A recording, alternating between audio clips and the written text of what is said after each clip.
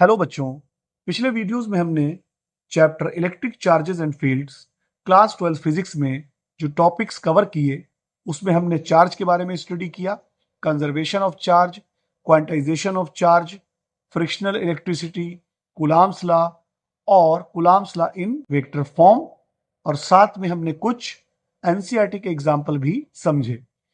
अब इस वीडियो में हम पढ़ने वाले हैं फोर्सेस बिटवीन मल्टीपल चार्जेस और साथ में इक्विलिब्रियम के बारे में पढ़ेंगे कि तीसरा चार्ज हम कहां पर जो है पुट करें कि वो इक्विलिब्रियम में रहे।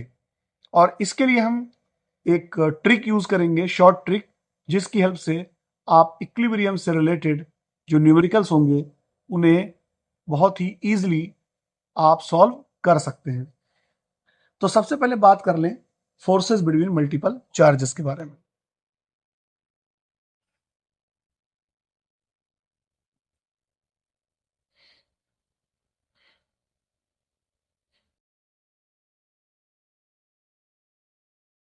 इसके लिए हमने मान लिया कि हमारे पास कुछ चार्ज हैं, जैसे एक चार्ज हमारे पास यहां ले लिया हमने Q2, दूसरा चार्ज हमने यहां ले लिया Q3 और ऐसे और भी चार्ज होंगे। तो हम फाइनली हमने एक चार्ज ले लिया Qn और हमारे पास एक चार्ज है Q1। तो यहां पर हम पढ़ेंगे कि किस तरीके से बहुत सारे चार्जेस के द्वारा किसी एक चार्ज पर जो लगाया गया फोर्स होगा उसकी क्या वैल्यू होगी। तो एक्चुअली में ये जो टॉपिक है इसमें हम जो है बात करेंगे सुपरपोजिशन प्रिंसिपल की, कि किसी एक चार्ज पर बाकी सारे चार्जेस के द्वारा लगाया गया जो फोर्स होता है वो एक दूसरे को प्रभावित नहीं करता है, लेकिन किसी एक चार्ज पर बाकी सभी चार्जेस के द्वारा लगाया गया फोर्स का जो रिजल्टेंट होता है वो सभी का वेक्टर सम होता है। यानी Q2 के द्वारा लगाया गया फोर्स, Q3 के द्वारा लगाया गया फोर्स और साथ में और भी चार्जेस होंगे और फाइनली Qn के द्वारा जो लगाया गया फोर्स होगा, तो इनका वेक्टर सम जो है रिजल्टेंट फोर्स जो होगा वो वेक्टर सम होगा। हमने माना कि Q2 जो है ये इसका पोजीशन वेक्टर किसी ओरिजिन के थ्रू रिस्पेक्ट में वो हमने मान लिया कि वो वेक्टर R2 है, ये O ले लिया हमने। इसी तरह से तरीके से Q3 का जो पोजीशन वेक्टर है वो वेक्टर R3 है और साथ में इसी तरीके से Qn का जो पोजीशन वेक्टर है वो वेक्टर Rn है। Q1 का पोजीशन वेक्टर जो है वो हमने मान लिया वेक्टर R1। यहां पर Q2 जो Q1 पर फोर्स लगाएगा वो आपका होगा, उसको हम डिनोट करेंगे वेक्टर F12, यानी 1 पर 2 के द्वारा लगाया गया फोर्स और इनके बीच की जो डिस्टेंस है वो आपका डिस्प्लेसमेंट वेक्टर होगा। वो हमने मान लिया कि वो होगा वेक्टर R12, यानी Q2 से Q1 की तरफ डिस्प्लेसमेंट वेक्टर। इसी तरीके से Q3 Q1 पर जो फोर्स लगाएगा वो हमने मान लिया वेक्टर F13 और इनके बीच का जो पोजीशन वेक्टर होगा वो होगा वेक्टर, यहां यूनिट वेक्टर ले लिया हमने, वेक्टर ले लेते हैं वेक्टर R13, यानी कि Q3 से Q1 की तरफ डिस्प्लेसमेंट वेक्टर। ऐसे ही Qn जो फोर्स लगाएगा F1 पर वो होगा वेक्टर F1n और डिस्प्लेसमेंट वेक्टर इनका होगा वेक्टर R1n, यानी कि Qn से Q1 की तरफ लगाया गया Qn से Q1 की तरफ डिस्प्लेसमेंट वेक्टर। तो यहां पर जो रिजल्टेंट फोर्स होगा वो हमने मान लिया कि उसको हमने वेक्टर F1 मान लिया। तो जो रिजल्टेंट फोर्स Q1 पर जो वेक्टर F1 हमने माना वो बाकी जितने भी जो चार्जेस हैं उनके द्वारा लगाए गए फोर्स का वेक्टर सम होगा। तो वेक्टर F1 बराबर होगा vector F12 plus vector F13 and so on vector F1n। Coulomb's law में हम पढ़ चुके हैं कि दो चार्जेस के बीच में जो फोर्स होता है तो यहाँ पर हम वैल्यू पुट कर देंगे F12 यानी कि 2Q2 और Q1 के बीच में लगने का वाला फोर्स वो हो जाएगा। यहाँ पर हम 1/4 पाई एप्सिलॉन नॉट की जगह K रख देंगे, K Q1 Q2 अपॉन इनके बीच की जो डिस्टेंस है वो हमने यहाँ पर R12 मानी है, यानी कि जो डिस्प्लेसमेंट वेक्टर है। लेकिन यहाँ पर जो है हम इसका सिर्फ मैग्नीट्यूड लेंगे, तो मैग्नीट्यूड को बिना एरो के शो किया जाता है। तो यहाँ पर R12 स्क्वायर, और यहाँ पर हम वेक्टर फॉर्म में ले रहे हैं तो हमें यहाँ पर जो डिस्प्लेसमेंट वेक्टर R12 है उसका यूनिट वेक्टर से मल्टीप्लाई करना पड़ेगा। तो यूनिट वेक्टर जो होता है वो बेसिकली होता है, जैसे यहाँ पर वेक्टर R12 है तो इसका यूनिट वेक्टर हो जाएगा vector R12 equal to unit vector R12 equal to vector R12 upon इसका मैग्नीट्यूड R12। तो आप पढ़ चुके हैं 11th क्लास में कि कोई भी वेक्टर जो होता है, जैसे मान लीजिए वेक्टर हमारे पास वेक्टर ए है, तो उसको हम लिख सकते हैं इक्वल टू उसका मैग्नीट्यूड और उसका यूनिट वेक्टर। तो यहाँ मैग्नीट्यूड हो गया, इसका यूनिट वेक्टर है R12 यूनिट वेक्टर। इसी तरीके से प्लस F13 की जगह लिख सकते हैं K Q1 Q3, और इनके बीच की जो डिस्प्लेसमेंट वेक्टर है वो है वेक्टर R13। तो यहाँ पर हम मैग्नीट्यूड लेंगे R13 का स्क्वायर और unit vector R13 and so on.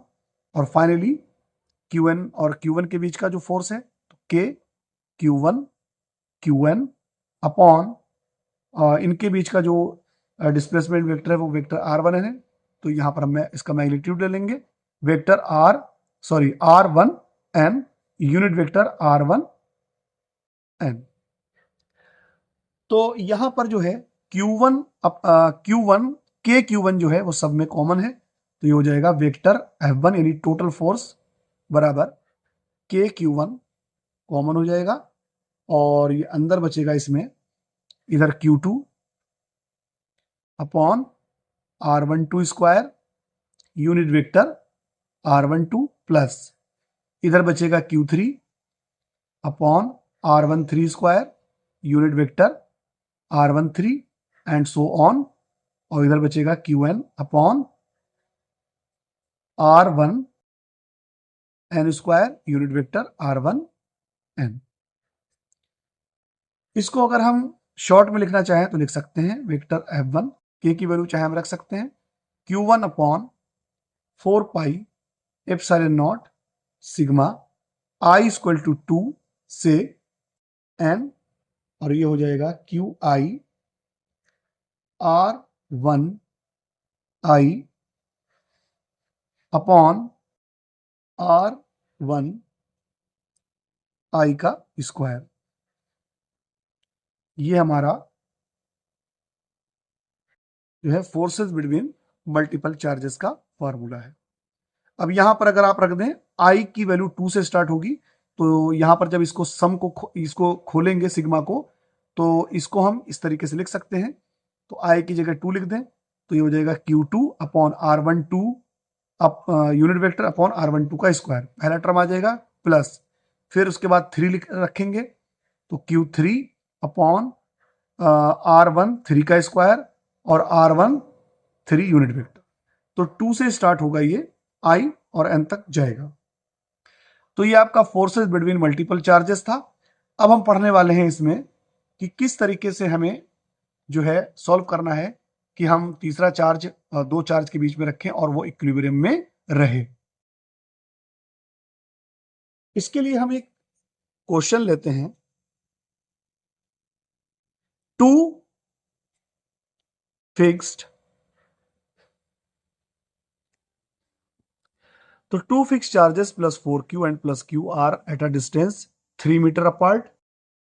फिर कह रहे हैं at what point between the charges के बीच में किस पॉइंट पर थर्ड चार्ज प्लस Q रखा जाना चाहिए इसे इक्विलिब्रियम में रखने के लिए।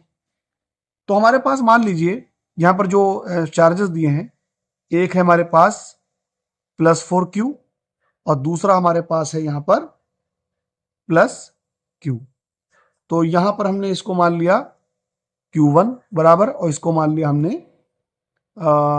सॉरी प्लस क्यू है, तो Q2 equal two plus Q.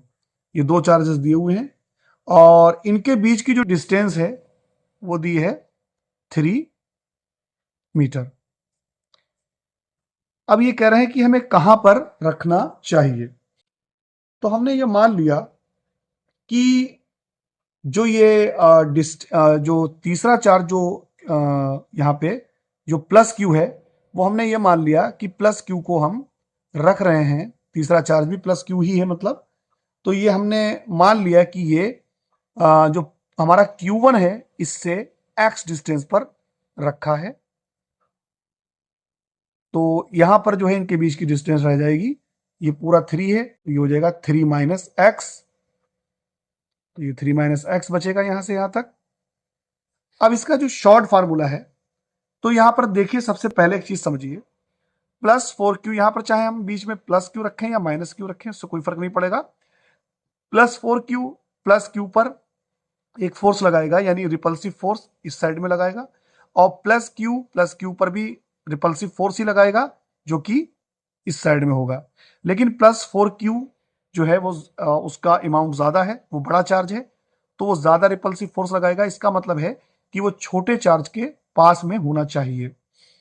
तो इसमें जो इसका जो फार्मूला है, जो ट्रिक है इसकी, वो ये है कि यहां पर हो जाएगा x बराबर R0 upon under root Q2 upon Q1 plus 1।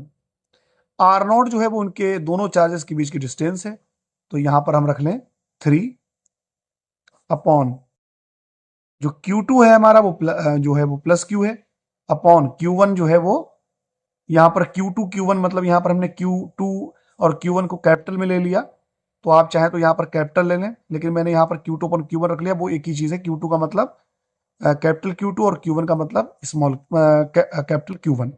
तो Q अपॉन 4Q प्लस 1, ये 1 जो है वो रूट से बाहर है, इक्वल टू 3। तो Q से Q कैंसिल हो जाएगा, ये हो जाएगा अंडर रूट 1 अपॉन 4 प्लस 1 बराबर 3 अपॉन 1 का रूट 1 ही रहेगा और 4 का हो जाएगा 2 प्लस 1 इक्वल टू 3। ये हो जाएगा 3/2, ये 2 ऊपर आ जाएगा, ये हो जाएगा 2 3 जा 6 अपॉन 3, 3 2 जा 6, यानी ये हो जाएगा 2 मीटर। इसका मतलब ये है कि जो हमने x लिया था वो Q1 से लिया था, तो यानी कि अगर हम जो चार्ज Q, तीसरा चार्ज जो Q जो है उसको 2 मीटर पे रखें, Q1 चार्ज से 2 मीटर पे रखें, तो वो तीसरा चार्ज इक्विलिब्रियम में होगा।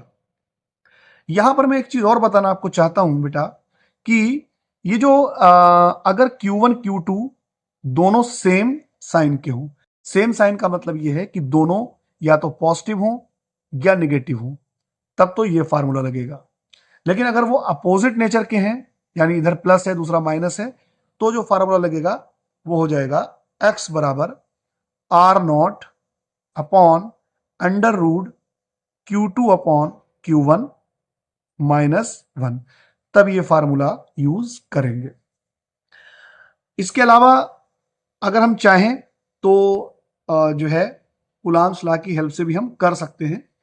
तो मैं आपसे रिक्वेस्ट करता हूं कि प्लीज मेरे वीडियो को लाइक करें और चैनल को सब्सक्राइब करें, ताकि मैं इसी तरीके के वीडियोस आपके लिए बनाऊं।